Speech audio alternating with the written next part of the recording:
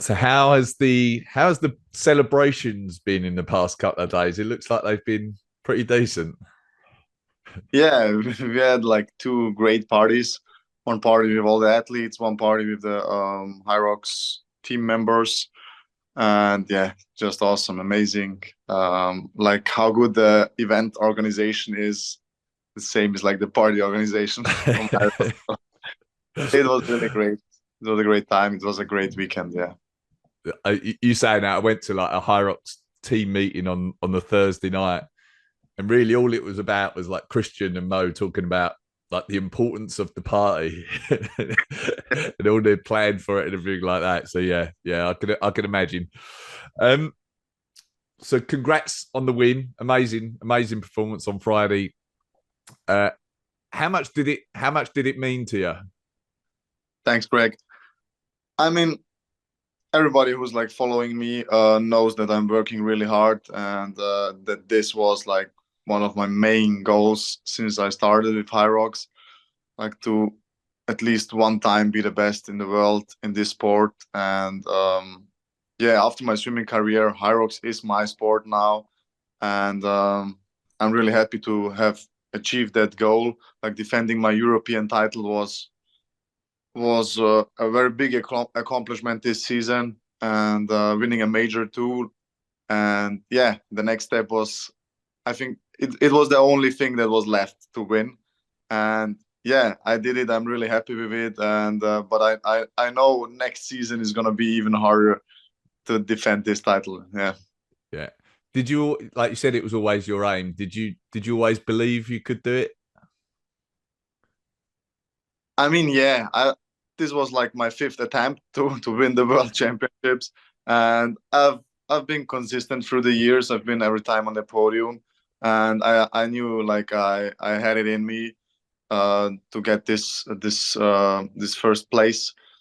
Um, yeah, the first 3 years it was like always second, third, and then with the first big title, the European one, I was like, oh, I can win big titles too, and that's like what helped me, what gave me like a bit more motivation and to work through everything. And yeah, I've achieved it, but the fire is still burning even more, and I'm gonna go hard next season, even harder.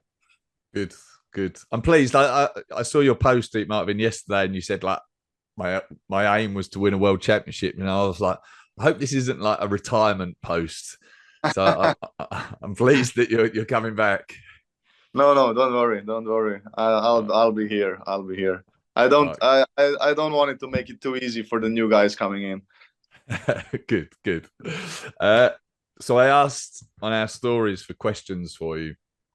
And by far the most popular question was, why did you wear a cap throughout the race?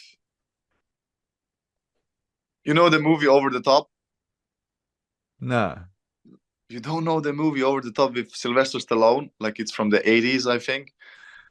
Then it's a movie where he's like he's a dad and he's divorced and he needs to take care of his son, and he has a like an arm wrestling competition coming in Las Vegas. Right. And yeah, and going through like the semifinals and getting to the finals against Bull Hurley. That's a big beast, and he's wearing a cap too. And in the finals, he's like turning his cap over, and that's like when the engine starts. Right. And yeah, and he won obviously at the end. And yeah, and I started wearing a cap in Cologne. It was like I just wanted to try it, and it worked. I mean, I had I raced like two world records in that cap, and I thought it's gonna bring me maybe a bit of luck for this race, and yeah, it worked too. So I'm not sure if I'm gonna race every race in the cap, but we will see. Yeah, It's that, worked. that's the It's one. worked. That's the and because I'm sweating a lot, I'm also training with the cap. You know, it helps like to get the sweat out of my eyes a bit, and so I'm used to it. It's not getting like too hot on my head, and yeah.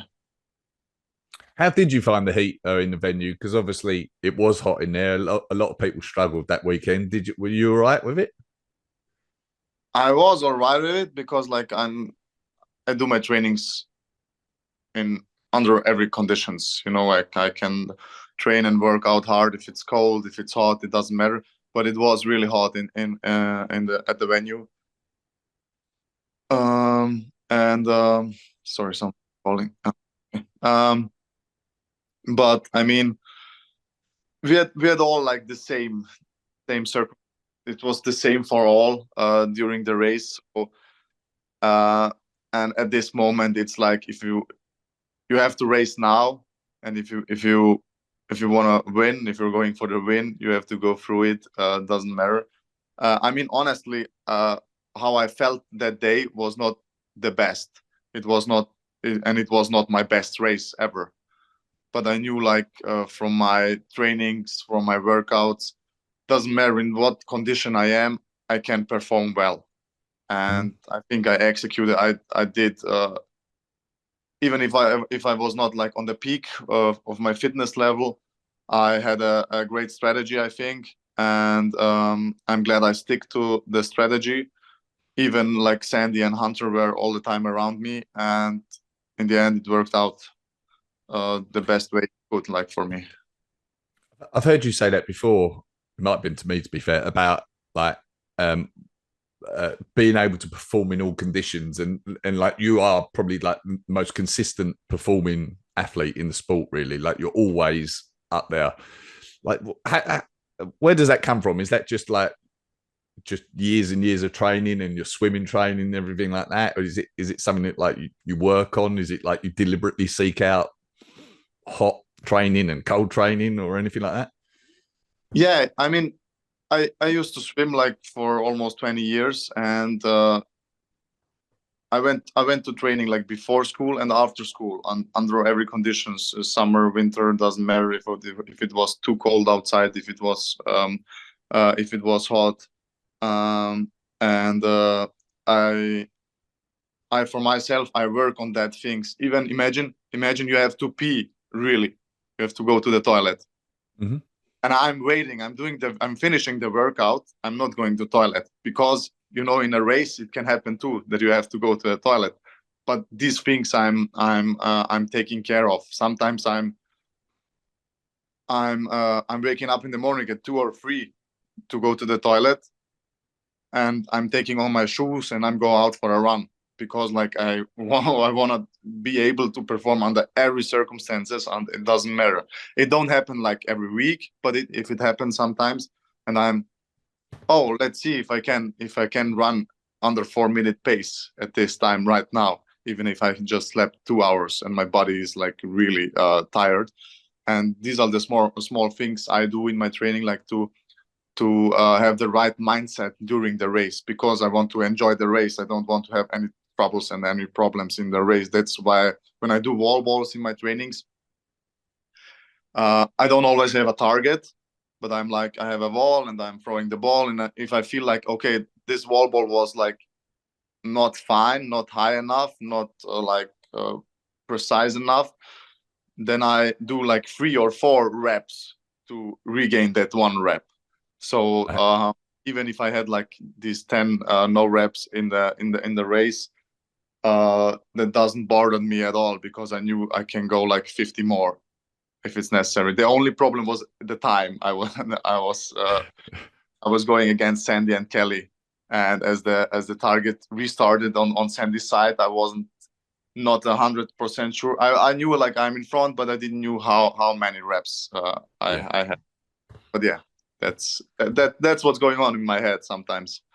Okay, interesting. I was going to ask you, as you mentioned about the targets, were you aware of like where you were at, where Sandy was at? You were looking at the totals that people were at, were you? Yeah, it was like perfect in my angle. I could saw like Sandy's numbers and James' numbers, and yeah. But from the very beginning, when I started like the wall balls, like at number 8 or 10, for me, I was like, okay, I don't have to stop. I can go unbroken. Mhm. And even without the no reps, I was like doing the reps faster. I think I could have catched Sandy. It would have been way closer, but yeah. But I don't know. It's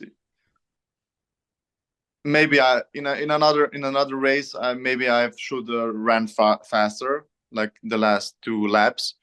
But as I told you, my fitness was not on top that weekend, and I tried to use the runs as recovering. So I didn't push too hard on the runs, just to crush the stations. And that's what I wanted, like to stick even till the end, going into the lunges and going into the wall balls. I don't want like to go with Sandy and see just what's happening, because I knew if I recover on the runs, I can crush the wall balls. But yeah, doesn't matter. I was surprised by Sandy's performance. I mean, he put one of his best races, I think, together, and if he,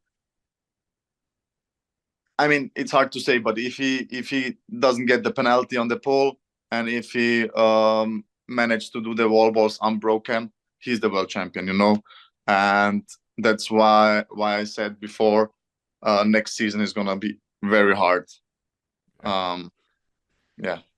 You mentioned those final runs. Were you happy? I can't remember what it was. Was it like 20 seconds that Sandy had on you in the wall balls? Were you like allowing that to happen? Were you like, right, I'll give him 20? Or Thiago was on the track, and he was always telling me like how far like Sandy is in front, and it was in my hand, like if it's up to 30 seconds, 30, 40 is going to be very close, but 30, if it's up to 30 seconds, it's like 10, 12, 14 wall balls, it depends. And that's what I'm able to catch up on him for sure. That's why I didn't like went harder on the run, because I knew, okay, I'm pretty close to him. And yeah, but I rewatched the race yesterday the first time. Yeah, and you could have like you could watch for this little seconds everywhere. You can find them everywhere. Like Sandy coming into the wall balls, he's standing in front of the target at least for 3, 4, 5 seconds before he's picking up the ball. You know, and that's just at one station, and there are many. Then after the pull, I think he has something with his shoes. You know, that's another seconds, and there you have like the 11 seconds I was in front of him, you know. And these are all little things add up at the end. And yeah, for sure there was a bit of luck in it, but in the end I'm like, if you want to be the world champion, you have to go unbroken. You have to go unbroken at the wall balls. And yeah, I'm happy with it how it went, and he will get another chance for sure to show us again what he's capable of. And I'm really looking forward to it, like to race against him and to push with him like the boundaries in HYROX, and stay in front as long as we can, like together. Yeah. We're looking forward to seeing it, mate. It was a great race. We've done this in reverse a little bit, but if we go back to the start, it looked like you went out fast along with Sandy and Hunter, and I think we probably expected that, or I did.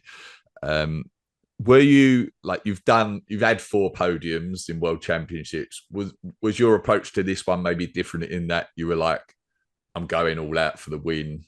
And yeah, Sandy and I talked before about the race and how we're gonna like approach it to beat Hunter, or to make it at least very hard for him. And for us, this was like the only way, like to go with him from the very beginning and even try to be in front of him, because Sandy and I leveled up our running game, and I think we're at least on the same level like Hunter is running wise, if not better right now. And that's what we wanted to use like against him. And we knew if we are at the ski erg, if he has no lead after the ski erg, we can beat him. So yeah, and my strategy was for the first 2 laps to go out very hard, to make everybody hurt, like to make everybody think and everybody hurt, and it hurted me too. Like for me, it was not easy either. But for me, it was okay. Who can deal with it afterwards? Who can like recover and then keep going, keep going, keep going? And this was also a big part of the strategy I had, like just to get in the heads of the other guys and make us hurt, make us suffer, hold the race, and who wants it more at the end. That was a lot of most of the people I spoke to about the race afterwards was like, those guys hurt from the start of that race. Like that looked like it hurt. Were you worried that you were like, I'm not gonna hold on to this, or like you were backing yourself that you could outlast it? I mean, on the second run, I was like, then I think it was on the second run, like Hunter and Sandy went past me,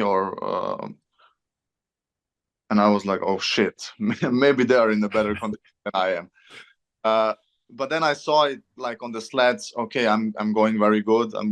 And if you check the live stream, you see Sandy and me like going simultaneously. That's just a strategy. Like we were almost on the same fitness level, and we were just waiting for each other. It's like going, okay, stops, I'm stopping.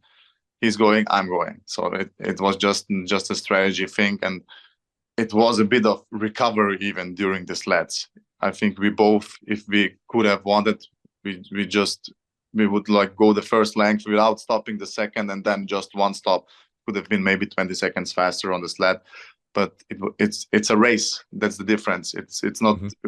Nobody of us wanted like to go for a PB or something, because we knew before the track is very long. Like it's a lot of running, even inside the rock zone, the in and out arch, and the sled's gonna be heavy. I tried them before at the warm ups, and I saw it's nothing. It's not comparable to the major races, like where the sleds felt lighter. I don't know why, but and we saw it immediately in the women's race. I think that even the ladies had also trouble to push and pull the sleds. So yeah, but I was thinking immediately like that's good for me, because I'm a bit more on the strength side, and it's gonna play well for me. So yeah, I was happy that the sleds were a bit heavier, and how the race went until the end. What pace were you going on the ski, out of interest? Between 135 and 140. Like the first 500, 135, 136, and then it went up to like 38, 39, 40. Yeah. And like the last 50, 60 meters, I always like let it go within 144, 45, just to recover again and to be able like to get in my running pace a bit faster. Okay. But it was enough like to go off the ski with Sandy, and even like a couple of seconds before Hunter. And that was the game plan. How does that compare against, like you did the relay on Sunday night? Were you presumably were you going faster in the ski on Sunday night in the relay? Was it massively different or not much? I was slower on the skier than I was in my race. Oh, right.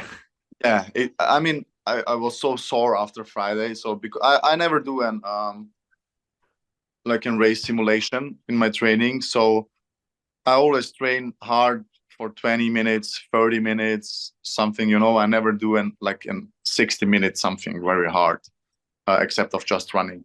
And that's why I'm always very down. My whole system is down after a race. My muscles are sore.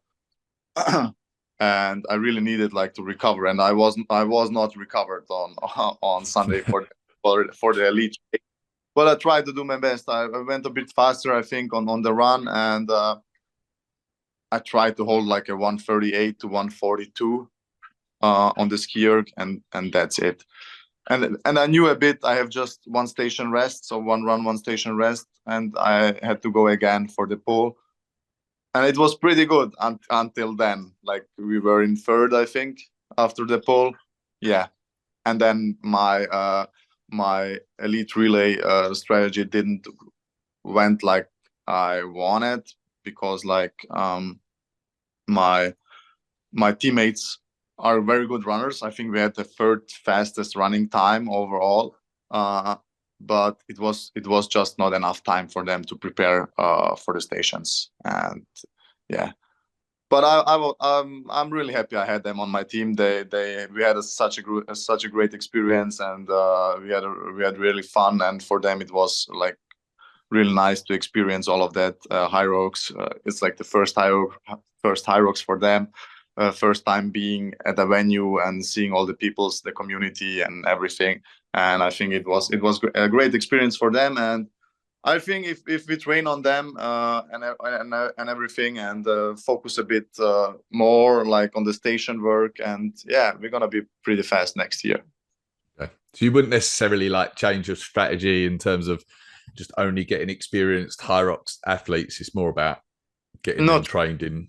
Yeah, not really, because I think these guys are a very big engine, endurance based, and I mean it's burpees, it's burpees or it's lunges, it's a simple movement, simple exercise. If you put a couple of months of work in it, you can improve very fast and get this done, I think. Yeah. So a few people ask me about, are you a full-time athlete and this, that, and the other? But so you're a teacher, right? Yeah. I mean, right now, for sure, there's a lot of like sponsors reaching out to me and want to work with me, and it's looking good for the future, right now. But I can't tell you, like, I have like 2 more weeks of work teaching, and then there are summer holidays. We have 2 months off, like July and August is off. September is going to start the next year. So I have 2 months to think about it, but I don't think like I'm going to stop teaching like right now. I like the routine. I'm not working much. I'm not working hard. I'm from 8 to 12:30 and I'm done, And I was thinking about it the last couple of months. What would I do like during 8 and 12 if I'm not working, And maybe I would do a workout, or maybe I will just be lazy all the time, or be more lazy. And so I have like a routine I can stick with, and yeah, until now I didn't have any problems. Like if I needed time to go to a major or to a race, or like now to go to Nice to the World Champs, it was always like easy to get these days off from school, and they are supporting me there too, because they obviously know like that I'm an athlete, and as long as this works, as long as we come together here, I'll still think, yeah. Do the kids in your class know what you do? No, they don't have a clue. No, I mean they know like I'm a sporty teacher and everything. I'm into sports, but no, they're like 7, 8 years old. No. The most of them don't have like Instagram. They're on TikTok a bit, or I don't know, but yeah. But I think it's better. Okay. Like you touching on your work and what would you do? Like, just based on the questions that I got, I think people are under the perception like you must do crazy hours of training, but you actually don't do. I don't think it's not necessarily as high as some other athletes, is it? It's not. I did all the work when I was younger. As I told you, like I used to swim for about 20 years. I used to be in the water for 4, 5, 6 hours a day, and that's when I put like really really hard work into it. I told you I used to swim more than I run now. I used to swim 80, 90 kilometers per week, and now I'm running like 50 or 60 kilometers. Yeah, these sets intervals that people do on the runs, I did them in the water. So so now I'm like 6 to 8 training sessions per week. Like sometimes I have doubles, like 2 trainings, like one before school, before work, and one after. But even then, it's not more than 60 minutes, and I'm never like longer than 90 minutes in the gym. I go in, start with the warm up, do my workout, I go. There is no in between, no wasting of time, and just do my thing, and then I go. I don't want to hang out there all the day. It's yeah. You have to know why do you go there for. If I enter the gym, I'm there to work out. I'm there to go for my goals. I'm there to get better every time, and that's how I approach my trainings. Is it probably maybe more intense? Like, would you say your training is more intense than maybe other people are doing? Like, people talk about doing like zone 2 training and going for an hour's bike or whatever. Would you say you do less of that than other people? I think I do have a different approach, but I don't think like it's completely like the opposite of the other elites. But yeah, it is intense. It is intense, but I'm used to it. And what I do, I don't follow like a specific plan. You know, if I wake up in the morning and I don't feel I'm gonna do intervals today, then I don't do intervals today. Then I make a rest day, or I go for a bike ride, or I do a strength session, or doesn't matter. Like I change things up how I want. It's not like you can't, for me, it's, you can't follow a plan, like setting up a plan on Sunday for the next whole week. Like you need to, you never know what happens during the week. Either maybe you don't get enough sleep one day, and then it's obviously you can't go hard on the next day. So you need to listen to your body. You need to take care, and you need to remember the days when did I had a great workout, what I did on that day before the workout. And if you put all these things together, then you get to know you better, and then you know, like, okay, what I have to do during the day to be like able in the evening to perform or to do to have a good workout. So you have just to listen to yourself and be aware of what are you doing like on daily basis. You know, it's not, I don't like it if you like, oh, it's race week, what do you do before the race? I change nothing before the race. It's always the same, you know. I don't change any food. I don't change my sleep. It's what I do. Like normally, that's like what I do in race week. I don't change things. That's why I was on the walking of the nations, because I had so many good workouts on every day when I was like in the morning at school teaching, and then I'm at my swimming club when I used to be a coach. Then I was there for 2 more hours coaching the guys, and then I went for a workout, and it was like 9 p.m. and I did great. You know what I mean? Like I was walking around the whole day. I was walking around, I was running a bit, I was sitting, maybe I had a 30-minute power nap somewhere in between, but it was a normal day where I moved a lot, but despite of that, I managed to go hard in the evening, and that was like the same. I asked myself, will it hurt like to go one round across the venue and then race? No, for sure not. It really doesn't matter. For me, it was even a big motivation, like to be with my guys, with the Austrian team, see the crowd like cheering and having fun and enjoying the day. And it was a pleasure being there. So yeah, I took it as a motivation. Awesome. You mentioning about like you did a lot of the work when you were younger. Just reminded me a lot of people, like we were talking about Tobias Lautvine as well at the weekend. Like he finished 3rd last year, 6th this year. I think he does like 8 hours training max a week at the moment, Yeah. But it's because he done hours and hours and hours when he was younger. So it's kind of like a similar story, really. But he has 4 kids, so I really don't know how he manages. It's crazy. Yeah. And to be honest, I was like, okay, Luke and Tim are not racing, but I was a bit scared, like Toby coming into the race. It's, you never know.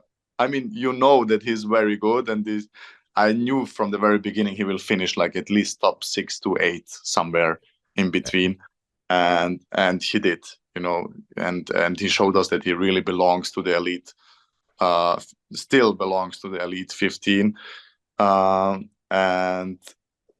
yeah, so I'm really happy for him, to with all what's going on in his life, to still be there. And I was talking to him today, and I was asking him like about, if the fire, I hope the fire is still burning, and I'll see you next season. And yeah, I think we'll see him next season. Good. You mentioned like the opening ceremony and the atmosphere. It was a special atmosphere in there, wasn't it? Did you enjoy that side of things on Friday? Yeah, for sure. I think HYROX stepped up the whole game another level. Like Vegas was amazing, Manchester was crazy, and but this time Nice was even cooler. Like the venue was fantastic, like really crazy. Like the setup was perfect, beautiful, like everything straight. I was at the warm up area, and looking down across the hall, and you could see literally all the guys like working from skier to the wall balls, like in the rows. It was so nice, and the whole community, everything, everybody was nice. It was great to catch up with people, chat with them, yeah, and see what's going on in their life. Even all the other performances, like the age group races, the doubles, it was crazy. We didn't see a lot of world records, but I think that's good.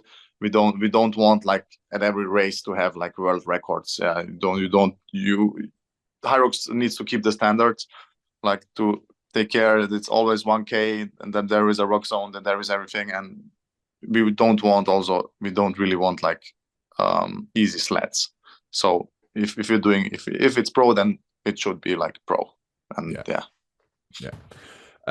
Like you said, I agree. Like I thought the atmosphere and everything was amazing, but the one other race that stood out for me this year was Vienna as well. When you raced in Vienna, and like you had a ton of support there, and it felt to me like yours wasn't a record that night, but like it felt to me like you put on a show that night as well. And I think for me, like it was at that point I thought, like I think he could become world champ this year. Did you enjoy that night, and did you feel particularly good then? yeah, Vienna was crazy. Fitness wise, I was on another level there, than I was like on Friday. But I don't know if it was the crowd, the family, the friends who were there. I raced there 5 times, and every time was special. It was really special, and defending the title there meant it means a lot to me. And having the friends around, and yeah, and then the thing with the rowers and everything. But yeah, these things happens. I'm not new into HYROX. Things happened before, you know. You need to stay calm. You need to settle down, and at the end they will find a solution, you know. And I'm long in this sport, so I know the people around. I know the people who are taking care of everything, and I trust them, you know. I trust them. It's I wouldn't have said anything if they said like, okay, 30-minute rest and we go again and start everything. Okay, then let's go, because it's the same for everybody, you know. Even if I was in front, okay, doesn't matter, let's go. If they would have decided we restart from the rowers, would be also great, you know. But I think we all stuck together at this point, and we managed to put the rowers down, and the race went on. And yeah, I made it happen. And I in my head was like, okay, Sandy's in front, because he like skipped the part of the rower. Sandy's in front, but in my head I was like, I will still finish first. I would chase him down, I think, even if he was one lap ahead of me. But I would, at this moment, I would do everything like to finish first in front of my crowd. And yeah, no, it was a really special one. It was really a special one. The whole season was really special. It started with the major in Chicago where I got third, and from there on it was like, yeah, you're already qualified for Worlds, so the rest is just like enjoying, seeing on which parts of your performance can you work on. And I think I did it right to focus on the runs a bit more and still keeping my strength. And yeah, I'm now at 85 kilograms. In Chicago, I was like at 80, but I managed to gain some kilos and still get faster on the runs. So I think I'm now gonna stick to that body weight, just to make sure to move that ergs and slats pretty fast, because it obviously helps if you're a bit heavier. Like the other event I wanted to ask you about was the Cologne event, where you broke the mixed doubles world record and the men's open world record in crazy times, like the 50 minutes, something amazing. Well, what presumably you felt pretty good on that day as well, or those 2 days. And then also I want to ask, like, why did you do the men's open race? Was it just training for the world champs? Was it just because you wanted to get the world record? What was the thinking there? As I told before, I was like, after Stockholm, I decided to focus on the runs, like to get my running game done, or step up on another level. And I did the double mix with Elise. I knew he's a very good runner, but we also knew, like, if we are going like for a record, I need to do the main work. Obviously there is no rule. There is no rule that we have to go 50-50.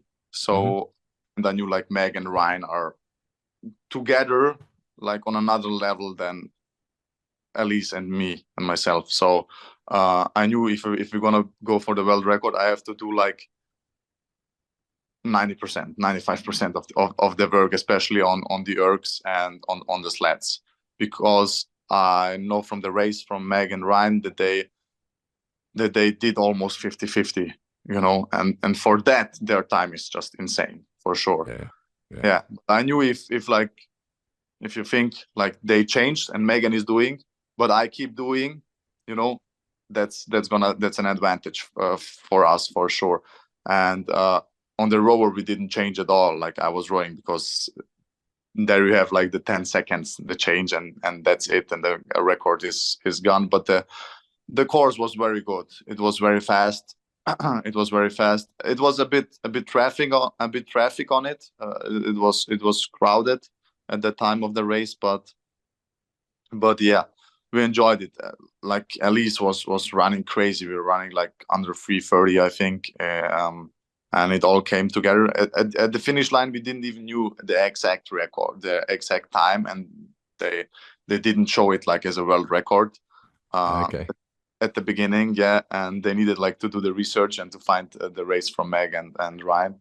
And yeah, it was just crazy. It felt amazing, and that's why I decided like to race and open on the next day, just to see if I can break the world record. And I did the race. Just to see where my running is, and yeah, I recovered the day before. During my runs, I recovered. Even Elise was running fast. I could like recover on the runs. That's why I knew like I can go maybe faster, like than we did together. Yeah, and yeah, it worked out. Even if I was a bit sore, but it's different. If you do an open race with the lightweight, it's a different intensity. You go much faster, you go harder, but the impact on the body, on the muscles, is not that high. Yeah, it was another great weekend. As I told you before, like the season was almost perfect. I didn't go to Washington because I said at the very beginning of the season, if I win Chicago, then I'll try to win all majors. then I do all majors. But if I see, okay, I lose one major, then I'm not going for all majors for sure. That's how I'm gonna approach next season too. Like if I win the first major, you will see me at the second. If I win the second, you will see me at the third, and so on, just to try to do that grand slam, you know. Okay.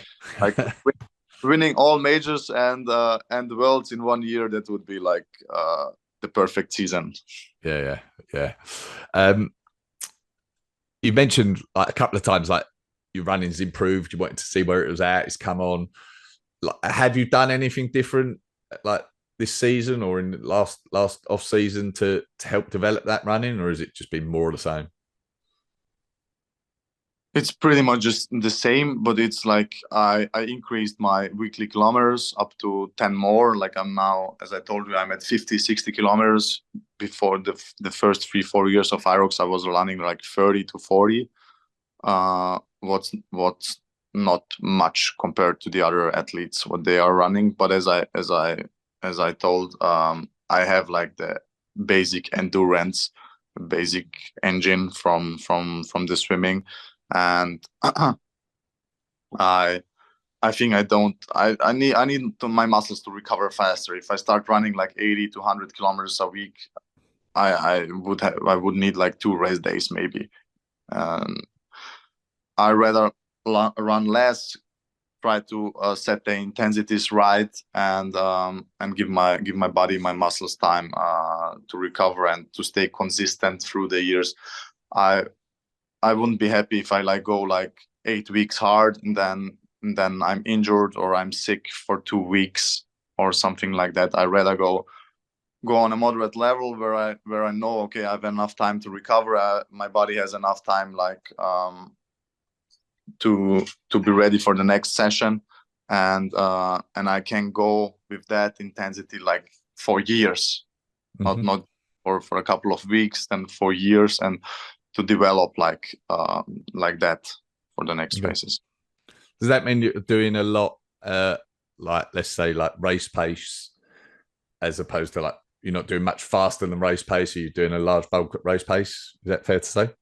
Yeah, I think I have like one run which is a bit longer a week, like a tempo run, which is on race pace, like 12 to 15 kilometers, and then all the other runs are faster than race pace.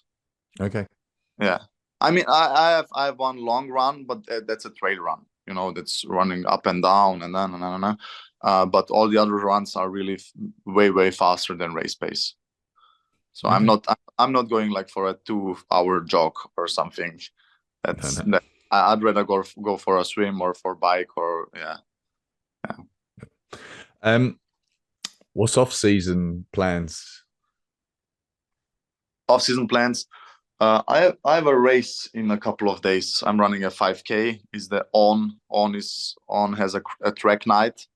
There are some people coming to run, and there are pacemakers there, so you can race with them. They are setting like really the right paces on every like 200, and you can go with them. You can go in a 5K race with 17 minutes, with 16:45, 16:30, 15 minutes. So you can like choose where you want to run. And yeah, I'm with the group with 15:45, and yeah, let's see if I can go under 16 on the track. And yeah, that's in a couple of days. And but otherwise, I'm like just doing what makes fun, like going for bike rides, a bit of swimming. I'll do strength work. Yeah, nothing specific. Just to